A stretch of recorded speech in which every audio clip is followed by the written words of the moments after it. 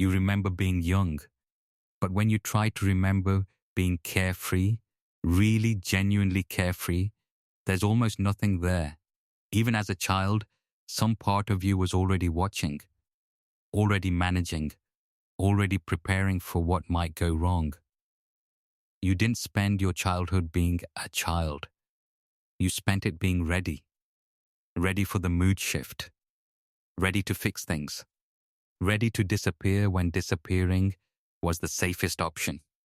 And now you're an adult who functions incredibly well and rests incredibly badly. Someone who can handle a crisis but crumbles in the quiet. Someone who has everything more or less together and still feels like something fundamental is missing. You've never quite been able to name what it is. By the end of this, you will. There's a particular kind of childhood that the world doesn't have a clean word for. It wasn't necessarily abusive in ways that are obvious. There were no dramatic events to point to, no single wound you could hold up and say, here, this is where it started. Just a slow, accumulated realization that the adults around you were not entirely available. Maybe they were consumed by their own pain, their own addiction, anxiety, or emotional absence. Maybe they needed you to be stable so that they could be less stable. Maybe love in your home was conditional, offered when you performed well, withdrawn when you inconvenienced someone. So you adapted. You learned to read the room before you entered it. You learned which version of yourself was safest to bring out and which ones needed to stay hidden. You learned to shrink your needs, solve your own problems, and manage your own emotional world entirely from the inside. And because you were a child, because the brain is brilliantly plastic at that age, you got very, very good at it.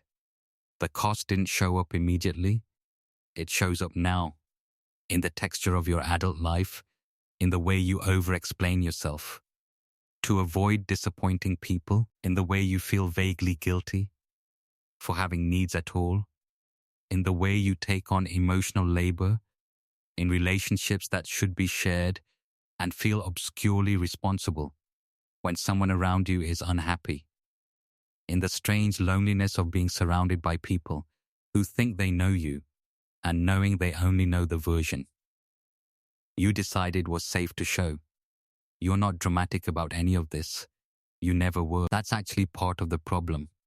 Before we go any further, let's be precise about something. What you built wasn't dysfunction. It was engineering. A child in an emotionally unpredictable environment faces a genuine problem. How do I stay okay? In a place that isn't reliably safe, your brain solved that problem with the resources available. Hypervigilance, emotional self-regulation, people reading, need suppression. These are not signs that something went wrong with you. They are signs that something went right inside a situation that shouldn't have required it. The survival strategy worked. It kept you emotionally intact during years when intact was genuinely hard to be. The question that deserves your attention now is a different one. Which parts of that strategy are you still running in a life that no longer requires survival mode? Here's what was happening in your developing brain in early childhood. The nervous system is not self-regulating. It can't be. It wasn't designed to be. Children are biologically wired to borrow regulation from the adults around them, a process called co-regulation. When a child is distressed, they reach toward a caregiver. The caregiver responds with calm and presence. And the child's nervous system learns. Distress is temporary. Connection is safe. The world comes back to okay. This is how emotional regulation gets built. Not through instruction, through repeated experience. When that process is interrupted, when the caregiver is the source of stress or is simply absent, The child's nervous system faces a design problem. It still needs to regulate. But the external resource isn't available, so it turns inward. The brain begins suppressing the attachment response, the reaching, the needing, the expressing, and rewires toward internal management of all emotional states. Think of it like a power grid that loses its main source. The city doesn't go dark, it reroutes, it runs on backup generators, it keeps the lights on, but at a cost. The backup system was never designed to run indefinitely. It runs hotter, it requires more maintenance, and it has no tolerance for surges. That backup system is what you've been living on. The simple mental model is this. Your emotional system has two channels. One faces outward toward connection, co-regulation, vulnerability, receiving. One faces inward toward self-management, self-containment, self-sufficiency. Most people use both, alternating naturally. You learn to run almost entirely on the inward channel. It works, but it's narrow. And the outward channel, the one that allows genuine intimacy, real rest, and the experience of being held by someone else's steadiness, has been sitting mostly unused. Not broken, not gone, just quiet, from years of not being safe to use. And here is where it gets important. Because understanding this changes what healing actually looks like. This is not about dismantling what you built. It's about expanding it, adding range to a system that only learned one direction. Here's how that works in practice. The first thing, locate the childhood contract you're still honoring. Every survival strategy comes with an invisible rule, something the child decided, not consciously, but functionally, about how to stay safe. Don't need too much. Stay useful, or you'll become a burden. Keep the peace no matter what it costs you. These rules were adaptive then. They are operating now. The work begins by finding yours, because you cannot renegotiate a contract you don't know you signed. Psychologically, this activates the prefrontal cortex, the part of the brain capable of evaluating beliefs rather than simply executing them. Naming the rule moves it from implicit to explicit, from background code to something you can actually examine. In practice, the next time you feel a sharp pull to minimize your needs or apologize for existing, pause, ask, what rule am I following right now? Write it down in one sentence. That sentence is the contract. The second thing, reintroduce your nervous system to safe external support in small doses. The attachment system doesn't heal through insight alone. It heals through experience.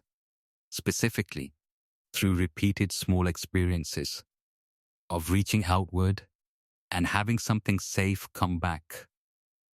This is how new neural pathways form, not through decision, through repetition in low-threat conditions. You are not trying to become dependent, you are trying to prove to a very old part of your brain that reaching out doesn't always end in disappointment. In practice, this week, let someone help you with something you could have handled alone, something minor, not emotionally significant, a recommendation, a small task, a moment where you accept instead of deflect. Notice the discomfort, stay in it for 3 seconds. That's the window where new wiring begins. The third thing, distinguish between self-reliance and self-abandonment. These two feel identical from the inside.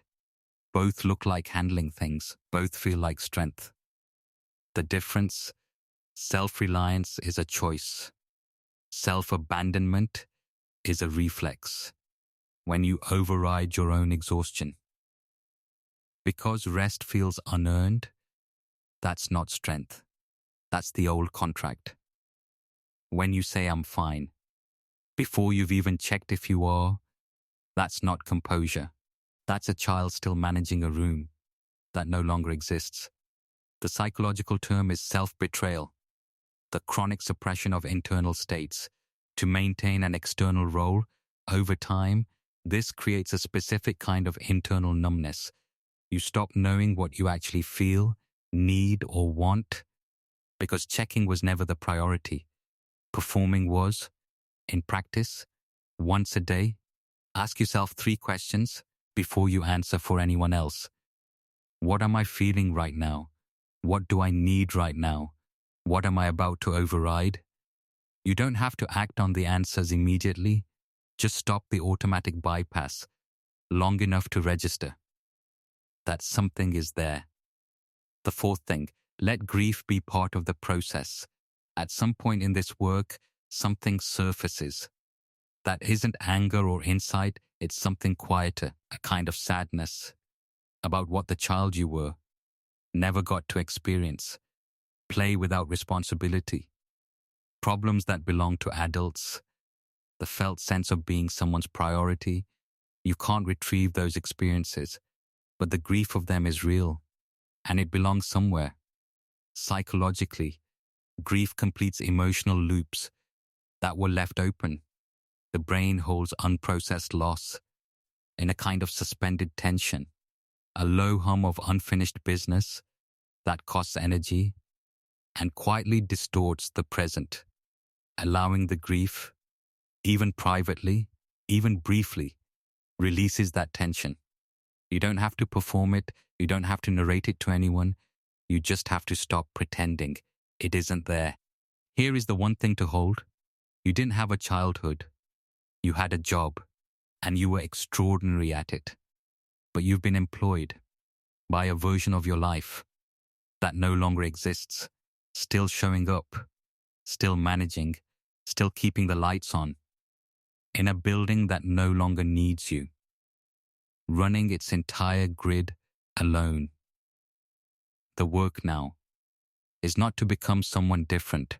It's to gradually, carefully add one thing the child never had access to. The experience of not being entirely alone with it. That's it. That's the whole project. Not vulnerability as performance, not opening everything at once, just one borrowed moment of steadiness, one received kindness. You don't immediately redirect. One admission that you're carrying something, said out loud, to someone who can hold it. The backup generators can rest. They earned it. You learned to be okay in conditions that weren't okay. That is genuinely remarkable, not in a motivational way, in a simple, factual way. You were a child, and you kept yourself functional, present, moving forward. Nobody handed you a guide. Nobody said, here's how to regulate yourself, when the people who were supposed to do that aren't available. You figured it out from the inside, alone. And part of you is still proud of that. Part of you should be. But there is something on the other side of that pride, worth considering. The strategy that kept you safe also kept you sealed. And sealed is not the same as healed. You don't need to demolish what you built. You just need to leave a door in it. A small one is enough to start, just large enough to let one person in, just wide enough to let yourself stop. Occasionally, carrying everything. You were never supposed to carry it alone. You just never had another option. You do now.